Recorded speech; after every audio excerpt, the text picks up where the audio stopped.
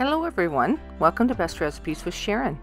Today we're going to be making deep fried apple fritters. And these are so delicious when they're made up fresh like this. They will have a nice warm center that's filled with apple and a nice crispy outside, and the tops are dusted with the sugar of your choice. And there's many different types of apples, and here are the apples that I had on hand today. I'll show you which ones I chose to use and the reasons why. This is the Macintosh, the Granny Smith, the Honeycrisp, and the Snow Apple. So I chose the Granny Smith and the Honeycrisp. They both will stand up well in the deep frying. One's a little tart and the other's a little sweeter. And the other apples will work, they'll just be a little softer. So let's get started by separating out 2 egg whites from the egg yolks. Then you'll need to have some milk on hand, you'll need to have some melted butter, some baking powders, some sugar and salt, and flour. In a medium mixing bowl, you'll start by adding 3/4 of a cup of milk. Then add only 1 egg yolk and a tablespoon of melted butter. Then mix this all together until it's well combined. Then add 1/4 teaspoon of salt and 2 tablespoons of white sugar.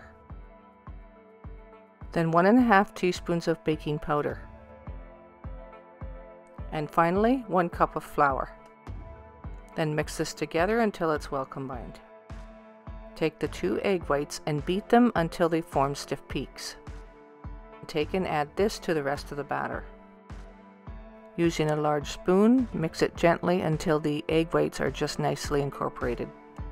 So on to preparing the apples that we choose to use today. So they need to be cored and peeled. And this is where it would be great to have an apple peeler, but I don't, so I'm doing it the old-fashioned way. You just have to be careful that you don't cut yourself. So if you want the holes in the middle, they'll look like donuts when they're done. And I do my apples up just before using them, but if you wanted to get them ready ahead of time, you would need to probably use a little lemon juice sprinkled on top to keep the apples from browning. And you can use up the whole apple, it can be any shape you want it to be. That's what makes it so nice with those crispy tidbits.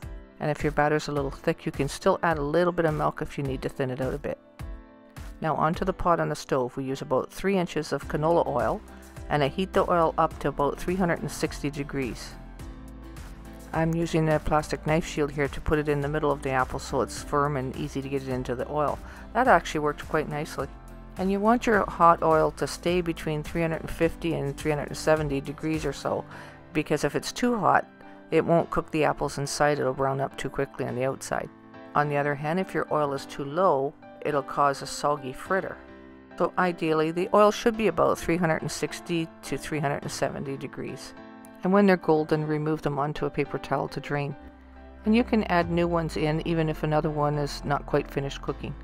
And you can see when you drop it in the batter, it will sink and then float to the top, and you will know that it's golden brown. You can see the edges are turning brown, and that's when you know to turn it.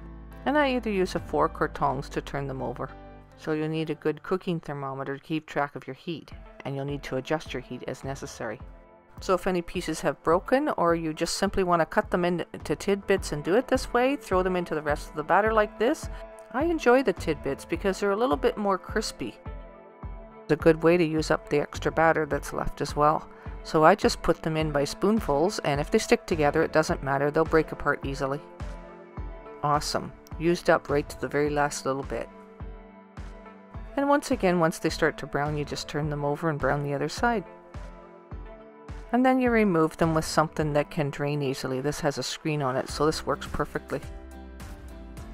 So no matter what shape or sizes you do, these will turn out absolutely delicious. Make them up just before serving because they're really meant to be hot apple fritters. Add about 1/4 cup of sugar and just 1/4 teaspoon of cinnamon, and you can put that on the top of them, or you can dust them with powdered sugar.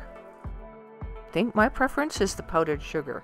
There's just something about them that's warm and comforting and irresistible, and it just sweetens it up just nicely. So invite somebody over and make some of these up. They'll be gone in no time. Or if you have kids, you'll be lucky to even get one.